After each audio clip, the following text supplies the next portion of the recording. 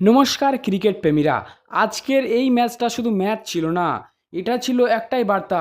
Mumbai Indians দেখিয়ে দিল ওরা এখনও শেষ হয়ে যায়নি। আর গুজরাট টাইটেন্স, এদের অবস্থা দেখে মনে হচ্ছিল পুরো দলটাই যেন চাপের মধ্যে ভেঙে পড়েছে। আজ আমরা দেখব কিভাবে ম্যাচটা একদম একতরফা হয়ে গেল, কে ছিল হিরো আর কে হয়ে গেল ভিলেন। আইপিএল 2026-এ টানা 4 ম্যাচ হারের পর গুজরাট টাইটেন্সের বিরুদ্ধে মাঠে নেমেছিল মুম্বাই ইন্ডিয়ান্স। অবশেষে জয়ের আমেদাবাদ। টি-20 বিশ্বকাপ জয়ী অধিনায়ক সূর্যকুমার যাদব ব্যর্থ ব্যর্থ টি-20 বিশ্বকাপের আর এক নায়ক হার্দিক পান্ডিয়া। যে দুজনের ফর্ম নিয়ে চলতি আইপিএলে বারবার প্রশ্ন উঠেছে, আর সেই মঞ্চ কিনা আজ একাই 100 জ্বালালেন তিলক বর্মা। তার ব্যাটিংয়ের দাপটে গুজরাট টাইটেন্সের ঘরের মাঠে দাদাগিরি দেখালো মুম্বাই ইন্ডিয়ান্স। প্রথম ব্যাট করে রান তোলে 195-তে 5 উইকেট। 200 রানের লক্ষ্যে তাড়া করতে নেমে মাত্র 100 রানে শেষ হয়ে গেল শুভমান গিলের দল গুজরাট টাইটেন্স। 99 রানে ম্যাচ জিতে পয়েন্ট টেবিলে 7 নম্বরে উঠে এলো মুম্বাই ইন্ডিয়ান্স। লাস্ট বয়ের জায়গা থেকে 6 ম্যাচে 4 পয়েন্ট হয়ে গেল মুম্বাই ইন্ডিয়ান্সের। কলকাতা নাইট রাইডার্স চলে গেল পয়েন্ট টেবিলের তলানিতে। 3 পয়েন্ট রয়েছে শাহরুখ খানের জুই চাওলা দলের ঝুলিতে।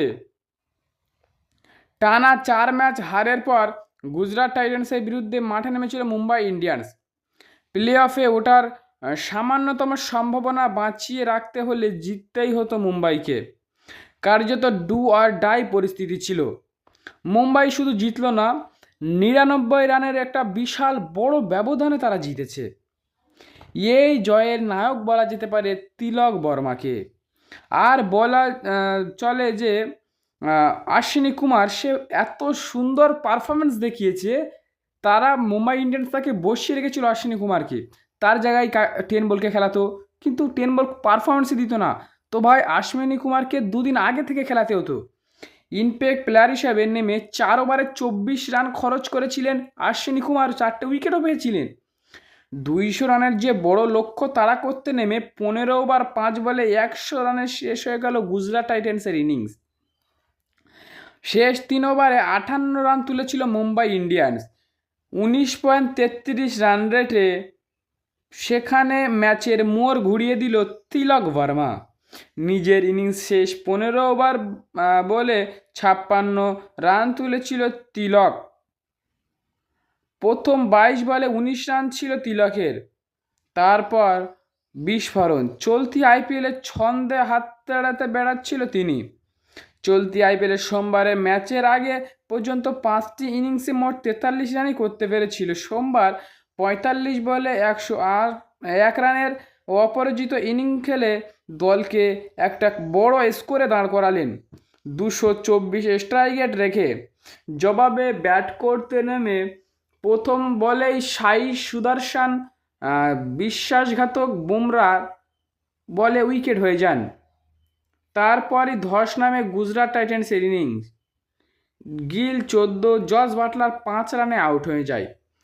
কালকে ম্যাচের হিরো বলা যেতে পারে একজনকেই, সেটা হলো তিলক বর্মা ও অশ্বিনী কুমার। দুজনেই কালকে খুব সুন্দর পারফরমেন্স করেছে। তাদের সবটুকু দিয়ে চেষ্টা করেছে যে দলটাকে জেতানোর।